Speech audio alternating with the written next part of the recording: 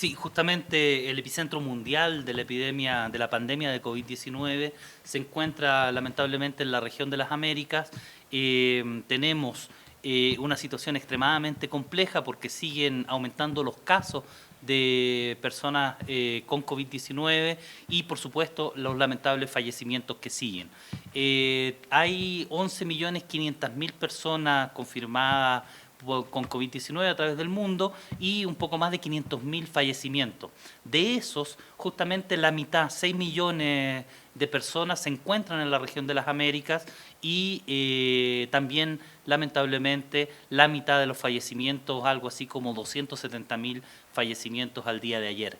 Son los Estados Unidos de Norteamérica, Brasil, Perú, Chile y en quinta posición México, los países que aportan con más casos y con más fallecimientos a esta situación. Lo siguen Colombia, Canadá, Argentina, Ecuador, Bolivia, Panamá, República Dominicana y en general todos los países, tanto de la región centroamericana, del Caribe, como del sur y Norteamérica, estamos siendo afectados fuertemente por la COVID-19.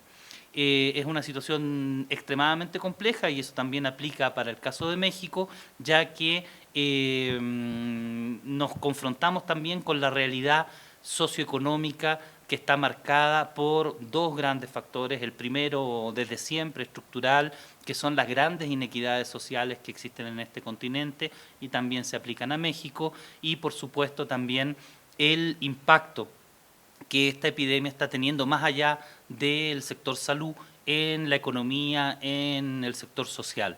Sabemos que la recesión que vamos a enfrentar, que estamos enfrentando ya, en la cual están inmersos todos los países de la región, es una recesión única en términos históricos, la más fuerte, la más grande, que se está llevando toda una decena de años de avance, no solo en el crecimiento económico, sino que también en la lucha contra la pobreza.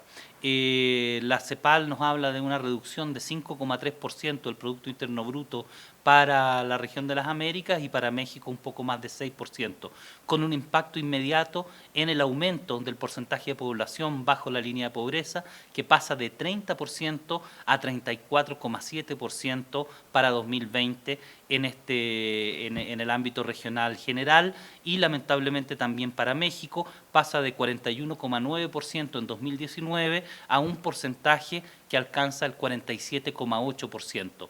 La línea de pobreza extrema, que es aún más percutante, pasa para la región de 11% a 13,5%, y en el caso de México pasa de 11,1% a 15,9% de personas bajo la línea de extrema pobreza. Esto es realmente una situación extremadamente compleja que hace aún más difícil la adherencia de la población a las medidas de salud pública que son necesarias para contener justamente esta situación epidémica que estamos observando.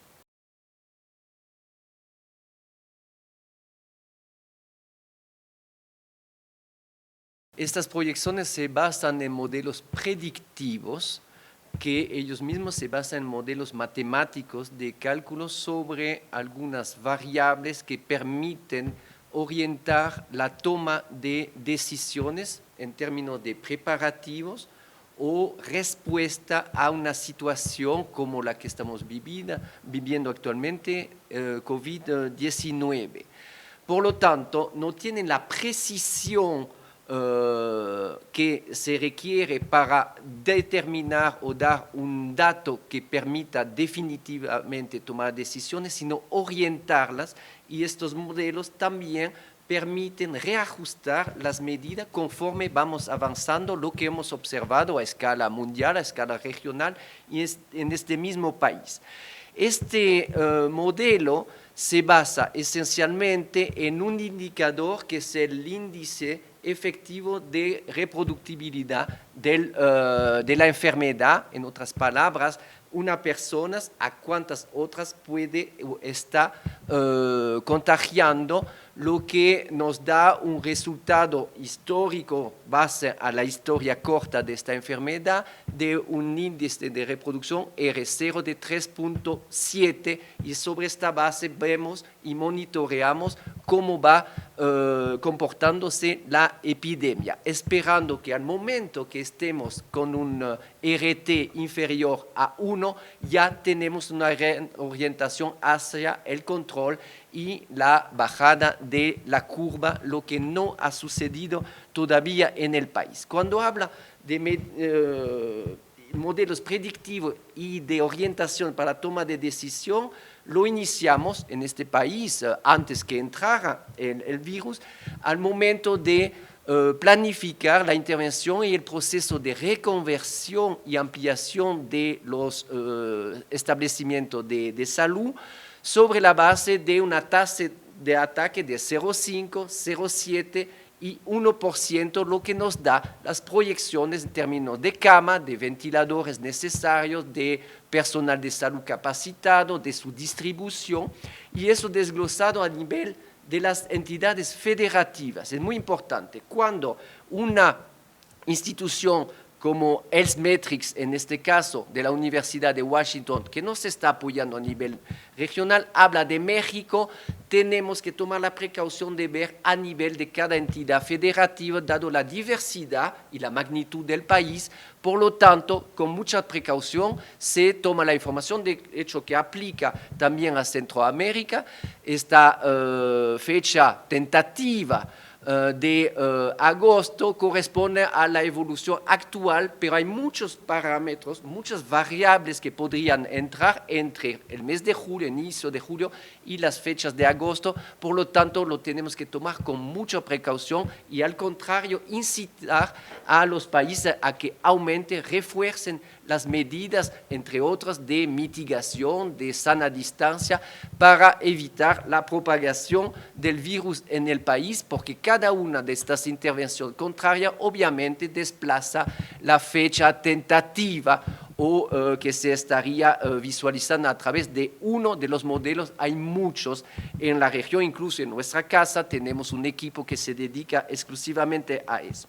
Y voy a dar algunos ejemplos acá.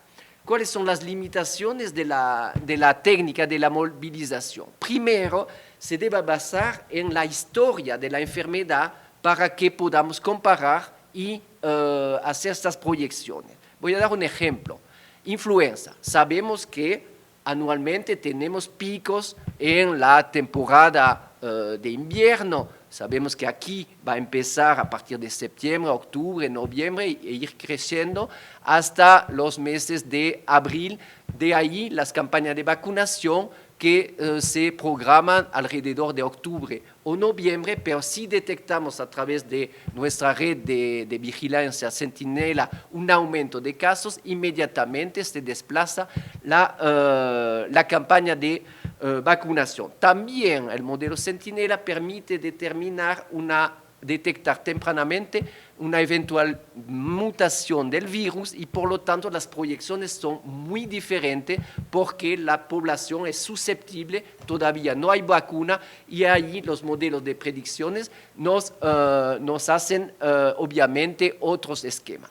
Estos esquemas tienen umbrales de incertidumbre dado la limitación de la metodología y se entiende, no tiene como objeto dar una expresión precisa nuevamente, sino diferentes escenarios en función, uno, de las características de la enfermedad o del virus de un lado y dos, de la respuesta en términos de mitigación y o tratamiento de un lado o vacuna, que es el caso con influenza.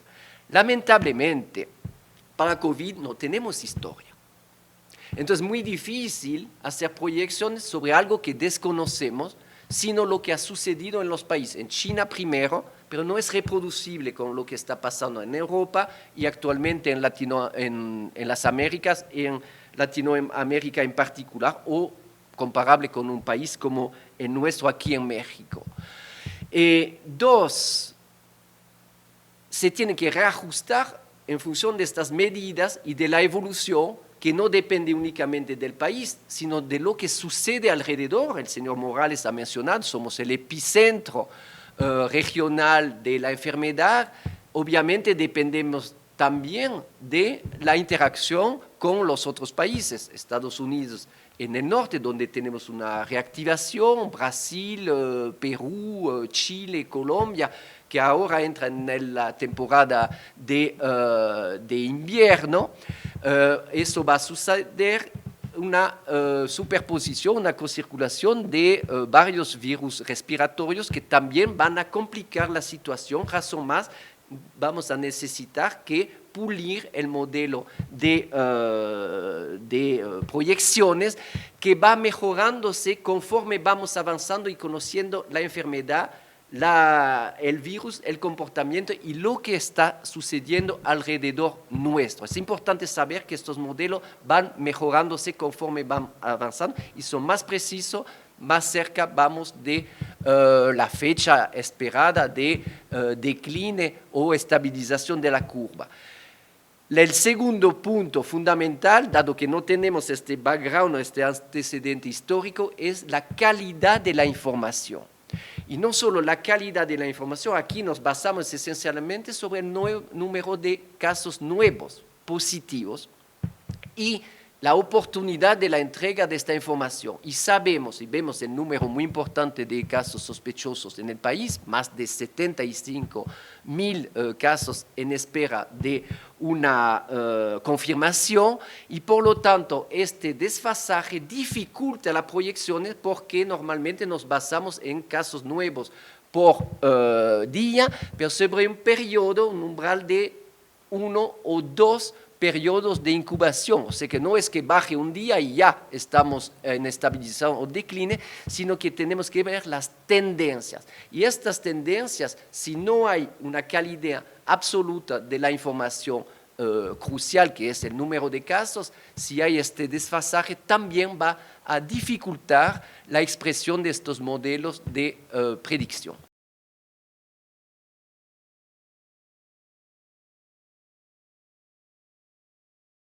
En todos los países nos enfrentamos a esta diferencia entre los números oficiales que son los comprobados, basado en evidencia que un caso positivo que presenta el cuadro clínico compatible con la definición de caso, está hospitalizado, fallece y entonces una información precisa que tenemos y es lo que sucede en el país. Estamos hablando de 32.000 defunciones hospitalarias, son personas que han sido atendidas. Por lo tanto, no son la totalidad de las defunciones y eso todo el mundo lo sabe en este país, tanto la población como las autoridades nacionales. Sin embargo, es un indicador preciso porque son constatados. Ahí, dentro de esta precisión, sabemos que hay más o menos 5.000 casos fallecidos que están en espera de la confirmación de su positividad. La muestra está tomada y está en proceso, que son más o menos 2.000. Y hay también unos 3.000 defunciones que no tienen muestra y por lo tanto no van a tener un diagnóstico. Y ahí están en espera de una dictaminación de positividad basada en la asociación clínica y epidemiológica, lo que forma parte de la definición de caso que está aprobado por el Consejo Nacional de Vigilancia Epidemiológica, que es el órgano que define ese tipo de decisiones. Por lo tanto, eso está en proceso. De manera paralela, con apoyo de la Organización Panamericana de la Salud y Organización Mundial de la Salud, aquí en primera exclusividad les estamos dando la información que estamos trabajando con las autoridades federales y estatales en la organización de un curso de capacitación en el llenado correcto de los certificados de defunción que están a cargo de los médicos tratantes y por lo tanto vamos a responder también a una solicitud de las autoridades, tanto federales como lo vimos, pero algunos estados nos están pidiendo este apoyo, entre otros la Ciudad de México, para que los certificados de defunción sean llenado correctamente y que se puedan transmitir a los registros civiles correspondientes para emitir el acta de defunción, que es un instrumento legal necesario. Eso va a mejorar la sensibilidad y la especificidad de la notificación. Pero hay otro elemento que se está implementando en el país, que es la evaluación, una herramienta también de la Organización Panamericana de la Salud que se va a aplicar al país, una herramienta de evaluación del exceso de mortalidad en el marco de la crisis COVID y asociado con todas las causas de muerte. ¿Qué significa eso? Tiene dos objetivos. Uno, calcular la diferencia de mortalidad entre un año y el otro para el mismo periodo, que nos va a dar cifras que más o menos deberían estar alrededor del doble de lo que ha sucedido a nivel hospitalario. Estamos hablando de defunciones en el hogar, defunciones en la calle, defunciones asociadas indirectamente con el COVID o asociadas con el confinamiento, violencia intradomiciliaria, violencia familiar, pero también el aumento de la delincuencia y ese tipo de causas de muertes. Pero no únicamente, la crisis COVID ha puesto en riesgo todo el monitoreo y la atención de otras enfermedades, no obligatoriamente infecciosas, sino no infecciosas. Sabemos los factores de riesgo, la morbimortalidad alta en este país, hipertensión, diabetes, enfermedades crónicas, cardíacas, respiratorias crónicas, inmunodepresión, etcétera, que podrían sufrir del exceso de concentración de los esfuerzos en COVID y ahí vamos a identificar ese tipo de exceso de mortalidad indirecta. Por otro lado, también hay caras felices que tenemos que mencionar. El confinamiento ha reducido la movilidad y por lo tanto hay una reducción de la muerte por accidente de tránsito, que ese instrumento también nos va a permitir identificar, estaría disponible en más o menos un par de días o una semana, vamos a tener las primeras estimaciones.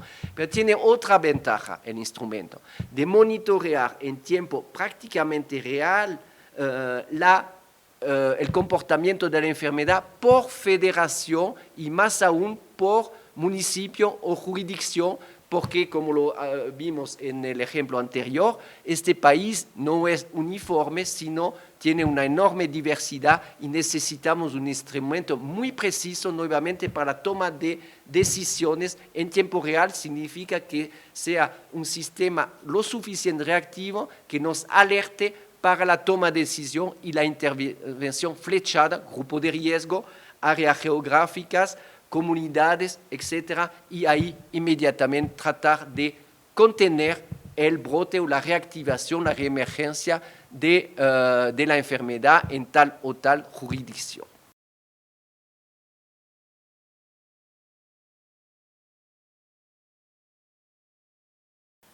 Sí, una pregunta muy importante.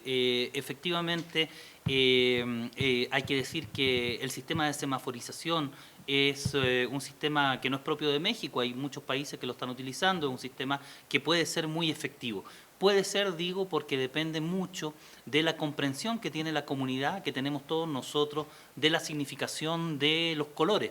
Y efectivamente hay un desafío en este tema que observamos en la situación que se está viviendo en México en general, respecto primero de la comprensión de lo que significó el fin de la Jornada Nacional de Sana Distancia, el 31 de mayo, el paso al sistema de semaforización a partir de ahí, y luego el cambio de color de un color a otro en las últimas semanas y según las diferentes entidades federativas. En ese sentido, conviene recordar que cuando el semáforo está en rojo, estamos hablando de máxima alerta, de cuidados máximos que hay que tener.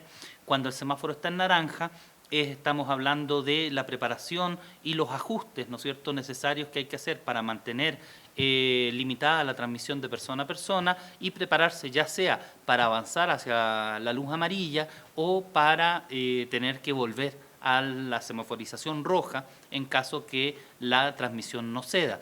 El verde, el amarillo por supuesto es el que da más esperanza hacia el retorno y el verde es la nueva normalidad a la que todos tenemos que ir eventualmente acostumbrándonos.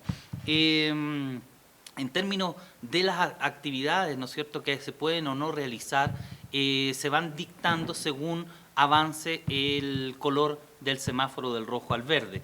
Medidas de salud pública y medidas en el trabajo, medidas laborales laborales en términos de actividades esenciales y no esenciales, las medidas respecto de los espacios abiertos y los espacios cerrados, las personas vulnerables y por supuesto las actividades escolares. Según cómo va variando de rojo a verde, estas van cambiando en términos de su nivel de aplicación y de lo estricto o no que tenemos que ser. Y para dar ejemplos concretos, conviene recordar que cuando estamos en un semáforo naranjo o en un semáforo rojo, los gimnasios tienen que estar cerrados en el caso del semáforo rojo, por ejemplo, y en el caso del semáforo naranjo, abiertos con un aforo de 50%. Los cines tienen que estar cerrados en rojo, igual que los centros comerciales, las iglesias o los lugares de culto, los bares, las discotecas, también tienen que estar cerradas en rojo y se mantienen cerradas las discotecas y los bares, mientras que los lugares de culto y los centros comerciales pueden abrir con un aforo de 25%. Escuchamos ayer que Ciudad de México empieza este proceso de apertura de los centros comerciales en donde se pide que la gente, por ejemplo, no pase más allá de 1 hora dentro del centro comercial y que sea una sola persona por familia que vaya al centro comercial si es que tiene que ir. Los hoteles, cuando estamos en rojo, tienen la posibilidad de abrir con una capacidad máxima de 25%, manteniendo los lugares comunes y los restaurantes cerrados, y esto pasa a 50% cuando estamos en naranjo. Lo mismo con los restaurantes, que solo pueden entregar comida a domicilio cuando estamos en rojo y pueden atender con 50% de aforo cuando pasamos a naranja. Los servicios de barbería, peluquería en semáforo en rojo solo se pueden hacer como servicios a domicilio y en naranjo con citas con un aforo de 50%. Vale la pena detenerse en estos momentos y recordar que en los espacios públicos, los parques, por ejemplo, el aforo en rojo es de 25% y las áreas infantiles están restringidas, cerradas, y sin embargo cuando avanzamos a naranjo ya pueden abrirse a 50% de aforo. Los supermercados, 50% de aforo en rojo con una persona por familia y 75% cuando pasamos a naranjo. Los juegos deportivos se mantienen a puertas cerradas tanto en rojo como en naranjo. Entonces, para concluir esto, es importante entender que no significa efectivamente cuando estamos pasando de rojo a naranjo que ya estamos en verde. Significa lo que significa. El color naranjo tiene estas implicaciones que yo vengo de mencionar. ¿Y cuáles son los indicadores que nos permiten pasar de un color a otro? Son principalmente 4 grandes indicadores. La ocupación hospitalaria de la red que atiende las enfermedades respiratorias agudas, la tendencia de esa ocupación hospitalaria, es decir, primero, en términos de ocupación hospitalaria, estamos visualizando una foto que está sucediendo en cuanto está el porcentaje de ocupación de camas, y cuando hablamos de tendencia es cómo ha venido evolucionando. ¿Ha venido evolucionando hacia la baja o ha venido evolucionando hacia arriba o está estable? Un tercer indicador que, combinado con los otros 3, nos permite pasar de un color a otro, es la tendencia que se observa respecto de los nuevos casos de COVID en los últimos 14 días. Estos son principalmente los casos activos, ¿no es cierto?, que son los que más nos tienen que preocupar en términos tanto de la dinámica de impacto sobre la ocupación de camas como sobre las cadenas de transmisión. Y por supuesto, el cuarto es el porcentaje de positividad de COVID, es decir, cuántas pruebas salen positivas de las personas a quienes les hacemos las pruebas, ¿no es cierto? Entonces, hay criterios específicos con respecto a cada uno de estos indicadores que nos van mostrando cómo ir evolucionando y cuáles son entonces las grandes medidas que hay que tener en cuenta hoy día para la población cuando estamos en rojo y en naranjo, que es la situación de todos los estados de la Federación Mexicana, es primero que nada, si estamos en rojo o en naranjo y no tenemos que salir de la casa, bueno, pues quedémonos en casa. Si estamos obligados a salir de la casa, mantengamos la sana distancia. Si no podemos mantener la sana distancia, por ejemplo, cuando tomamos el transporte colectivo, cuando subimos al camión, cuando vamos en metro, pues usemos un cubreboca. ¿Cuál cubreboca? Un cubreboca que tenga 3 telas y que nos permita, ¿no es cierto?, proteger a los demás de la posibilidad de un contagio en caso que nosotros seamos portadores del SARS-CoV-2. Recordemos que los cubrebocas no nos protegen a nosotros, protegen a los demás de nosotros. Entonces también ese cubrebocas tenemos que usarlo bien, tenemos que saber manipularlo, tenemos que evitar manipularlo lo más posible, acercar lo menos posible nuestras manos, nuestros dedos, donde pueden estar las gotículas que contienen las partículas en donde se deposita el SARS-CoV-2 y que pueden entrar a nuestro organismo por la boca, por la nariz, por los ojos. Entonces eso es muy importante, lavarse las manos, indispensable lavarse las manos con agua y con jabón, de preferencia cuando estamos movilizándonos y no podemos acceder a agua y jabón, con gel alcoholizado. Las manos bien lavadas, como ya lo hemos visto, como ya lo hemos aprendido, no es solo un chorro de agua y ya pensamos que estamos listos, sino que tenemos que frotarlas adecuadamente y durante un espacio de 30 a 50 segundos, un minuto, ojalá de manera a deshacernos de esas partículas. Entonces, nuevamente, mantener sana distancia, mantenernos informados de las medidas que hay que tomar, usar el cubrebocas sabiendo que no nos protege a nosotros, pero que protege a los demás y como una medida integral.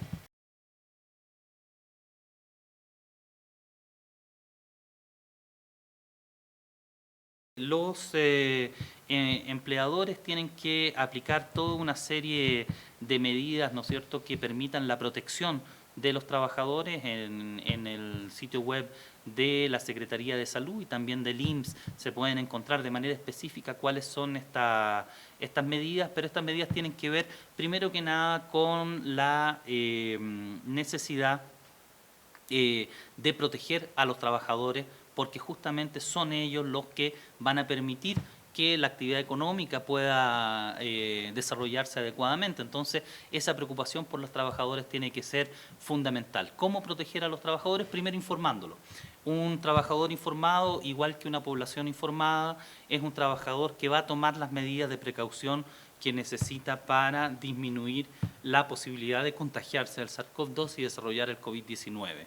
Hay medidas que tienen que ver con la estructuración física de los procesos de producción para tratar de mantener la sana distancia o poner barreras con plásticos o con mica, etcétera, dentro del proceso productivo para evitar, ¿no es cierto?, la posibilidad de que esas gotículas por las cuales se transmite el SARS-CoV-2 circulen de manera adecuada. La ventilación, la higiene del lugar de trabajo. El SARS-CoV-2 puede depositarse en las superficies sólidas, en el metal puede llegar a durar 72 horas. Entonces, una medida importante, una inversión importante que hay que hacer es la higiene del lugar de trabajo. La aireación es muy importante también, poder mantener los conductos de ventilación adecuadamente higienizados. Medidas también importantes que se pueden tomar tienen que ver con las medidas administrativas, es decir,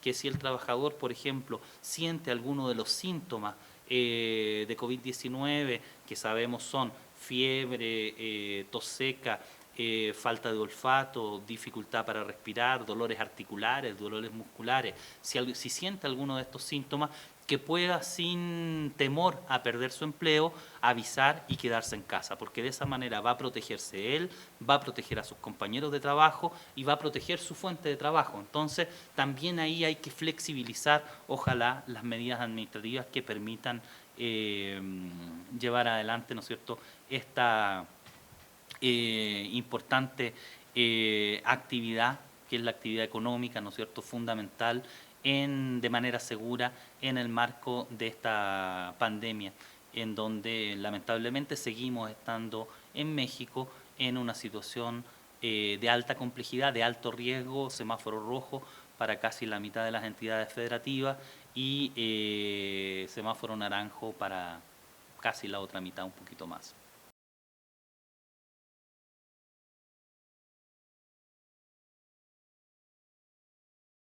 Necesitamos otro escudo que es el cubrebocas. Y hay tres tipos de cubrebocas.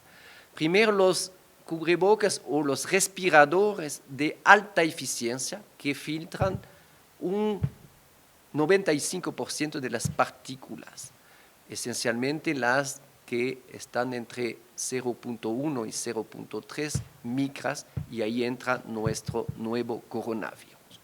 Estos respiradores de alta eficiencia son para proteger a las personas que van a entrar en un contacto íntimo con el paciente a través de intervenciones que llamamos invasivas o agresivas, tales como la toma de muestra, la intubación para la ventilación o el trabajo en un ambiente muy promiscuo como es la unidad de cuidado intensivo, donde hay una saturación del aire y la presencia de partículas virales en los aerosoles. Significa partículas más chicas que pueden transmitirse a través del aire en ese tipo de confinamiento.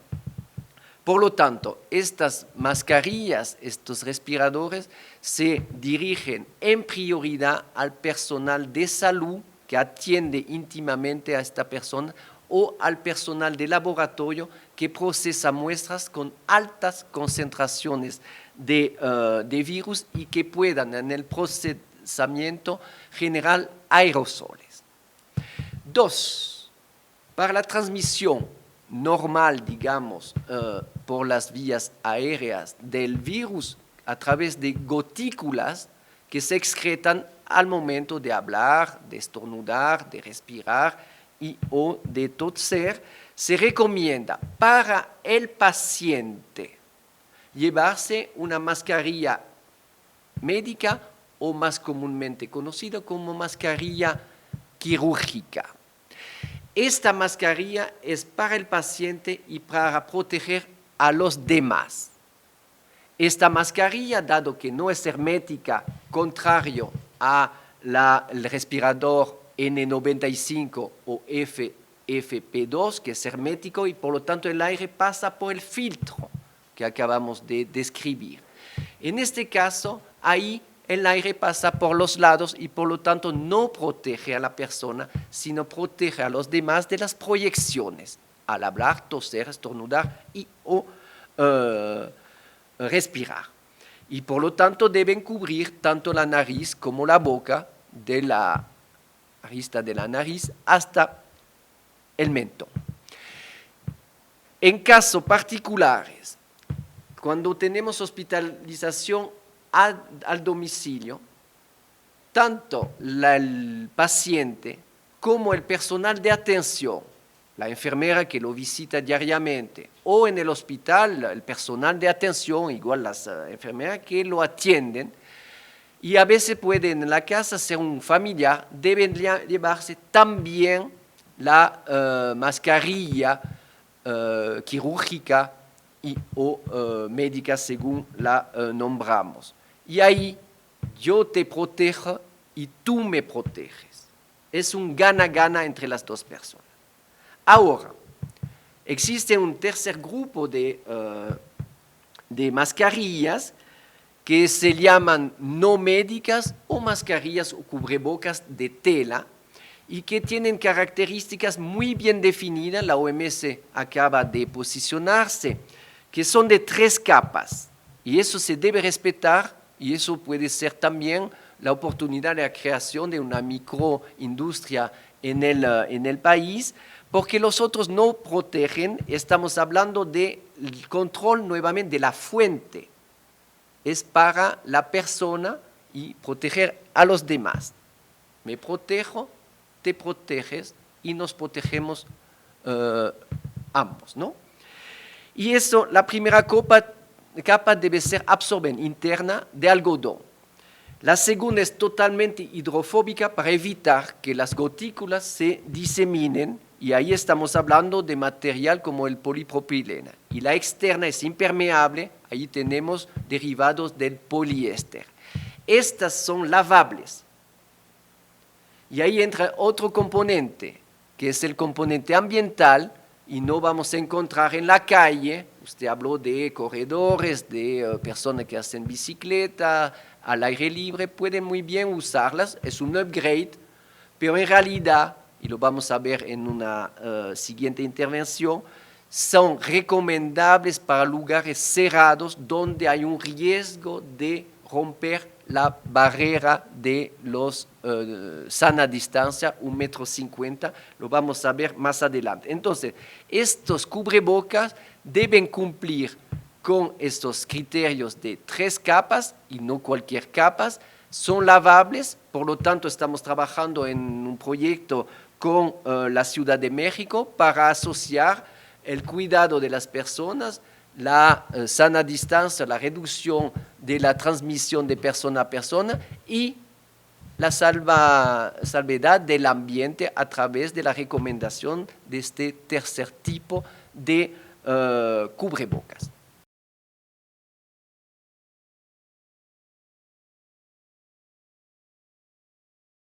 Ahí sí se recomienda que ellas lleven ese tipo de cubrebocas. Estamos hablando ahí más bien de en el domicilio, cuando se encuentra con personas, o en el lugar de trabajo, donde eventualmente estamos más cercanos, más promiscuos los unos de los otros. Y obviamente en lugares donde lamentablemente no se puede garantizar la sana distancia. Ahí vemos el metro, vemos los buses de transporte público, pero hay también otros lugares como las cajas de los bancos, de los supermercados, y luego veremos lo que suceda cuando se abran las salas de espectáculos, teatros, cines, conciertos, etcétera. Y ahí sí se recomienda llevar estas cubrebocas de 3 capas con el mismo principio. Te protejo y me protejo porque es un control de la fuente. Las evidencias sobre la protección de la persona son limitadas, pero sí van a ser efectivos cuando ambos tenemos con nuestro interlocutor, llevamos los cubrebocas con el mismo principio. ¿Sí? Hay una sinergia ahí.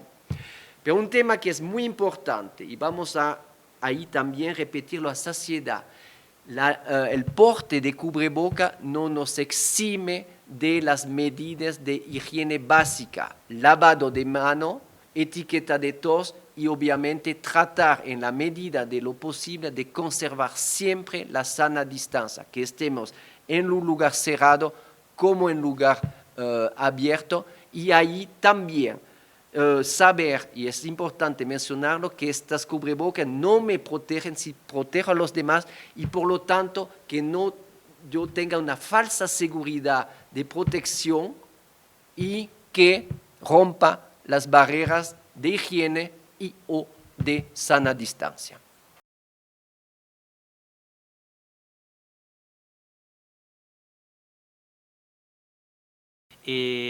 Con fecha del 5 de julio o a fecha del 5 de julio habían un poco más de 6.000 casos confirmados de niños, niñas y adolescentes con COVID-19.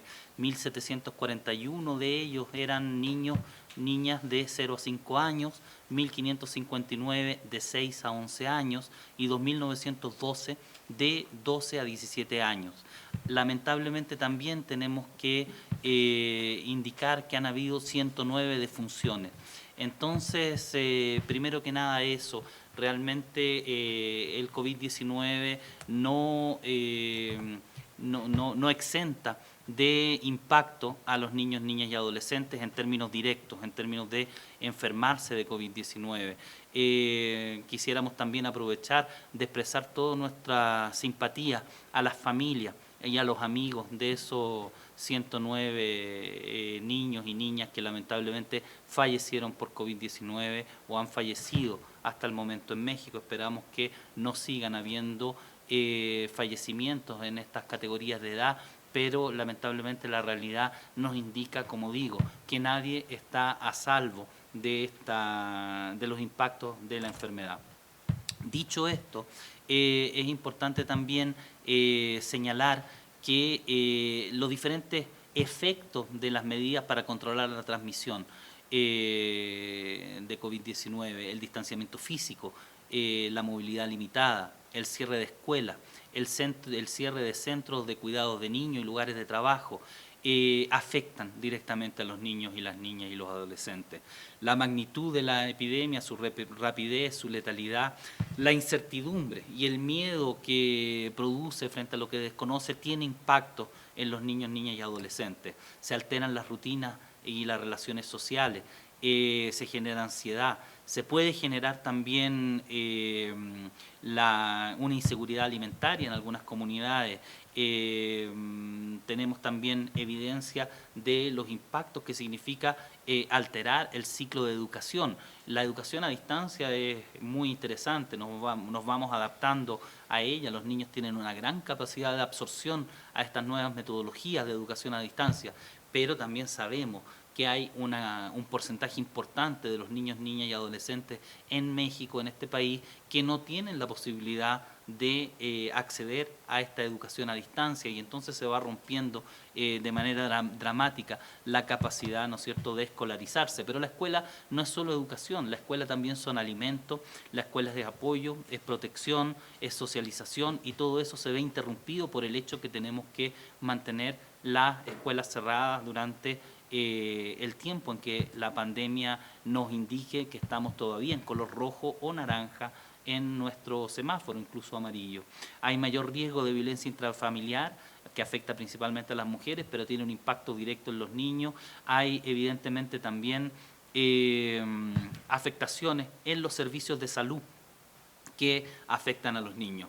Recordemos que existen la posibilidad de proteger a nuestros niños, niñas y adolescentes de múltiples enfermedades inmunoprevenibles, es decir, de enfermedades que se pueden controlar con una vacuna, prevenir con una vacuna. ¿Cuánto quisiéramos hoy día contar con una vacuna contra el SARS-CoV-2, contra la COVID-19 y no podemos hacerlo? Sin embargo, tenemos muchas vacunas que nos pueden servir para proteger de enfermedades que pueden ser también mortales. Sin embargo, tenemos entonces que preocuparnos de que las tasas de cobertura vacunacional no caigan. Hemos visto en China que se llegó a desplomar la tasa de cobertura de vacunas a 20% en algunas regiones de las más afectadas en el primer brote epidémico. En Europa han habido situaciones similares, ¿no es cierto? Entonces tenemos que cuidar eso. Hay una reasignación del personal porque hay una reconversión hospitalaria que es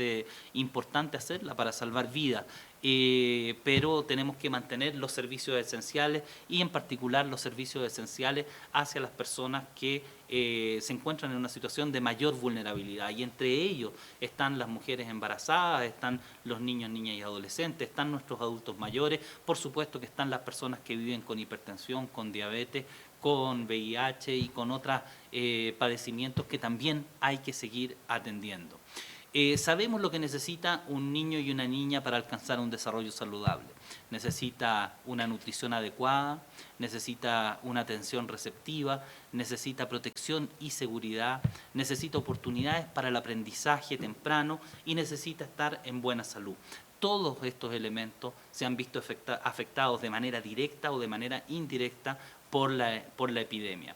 Es muy importante entonces buscar la forma de mitigar los efectos sobre esta población tan importante para todos nosotros.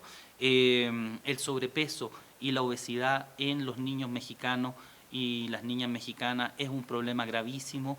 México es el segundo país del mundo, si no el primero, con mayor porcentaje de sobrepeso y obesidad en sus niños y niñas.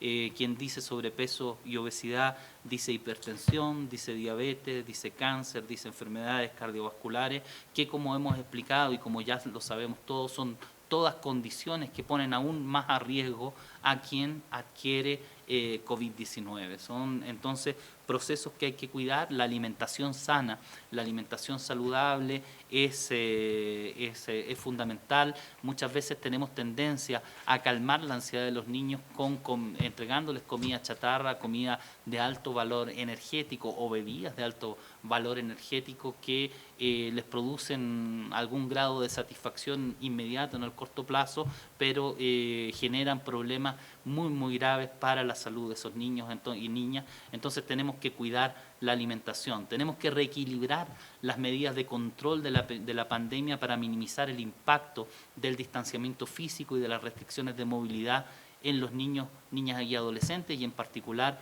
en las familias de bajo riesgo, de bajos ingresos y alto riesgo. Debemos ampliar los programas de protección social para llegar a los niños, niñas y adolescentes más vulnerables. Los niños, niñas y adolescentes en situación de calle, los niños, niñas y adolescentes en situación de migración, tienen que ser prioridades puntuales y en donde hay que ya sea ampliar o redefinir o definir nuevos planes de protección social o programas de protección social. Hay que priorizar la continuidad de los servicios de salud, ya lo expliqué, no hay que dejar de lado la vacunación, por ejemplo, por mencionar solo uno, la educación y los servicios de protección social con foco en la equidad de acceso. Sabemos también que en México existen programas que son muy buenos, con muy buen desempeño, muy efectivos, pero que lamentablemente no llegan a todo el territorio, no llegan a todas las comunidades. Entonces es el momento de hacer un esfuerzo para ampliarlos.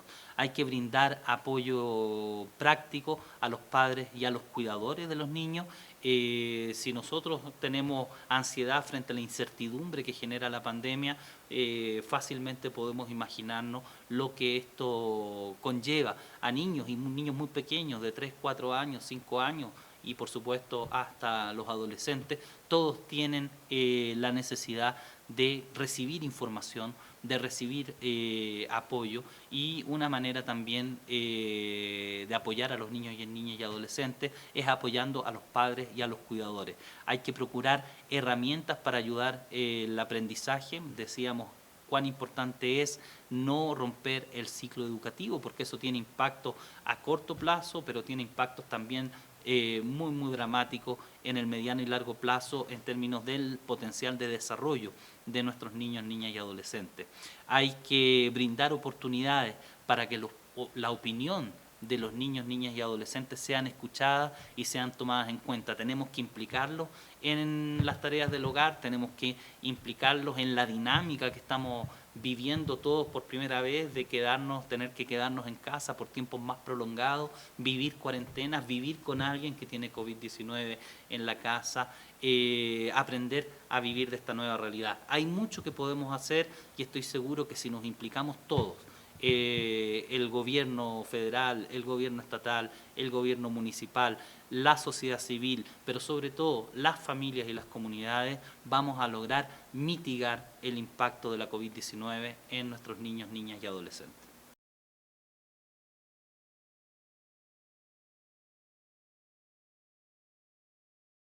Quizás el mensaje más importante de este momento para todo México, pero en particular para las entidades federativas, en donde se está observando una cierta estabilización de la curva. Recordemos que esta estabilización no sabemos, esperamos todos que sea una estabilización para empezar a bajar, pero también puede ser una estabilización que nos lleve hacia arriba de nuevo, lamentablemente. Entonces tenemos que implicarnos todos en romper las cadenas de transmisión, en cuidarnos, en proteger a nuestros seres queridos, en entender la importancia de seguir las indicaciones del sistema de semaforización.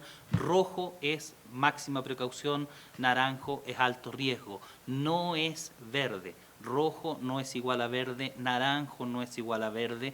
Tenemos que seguir protegiéndonos, tenemos que seguir contribuyendo entre todos para vencer este desafío que es la COVID-19. Este es un llamado también para que actuemos de manera unitaria, unificada. Es el momento de poner los intereses de todos al centro de nuestras acciones, al centro de nuestras preocupaciones y al centro también de nuestros debates. Es importante recoger las opiniones que son divergentes, siempre hay manera de mejorar lo que se está haciendo y es el momento de llevar adelante estas opiniones de manera constructiva para que podamos eventualmente vencer, y eso estoy seguro que lo vamos a lograr, a la COVID-19.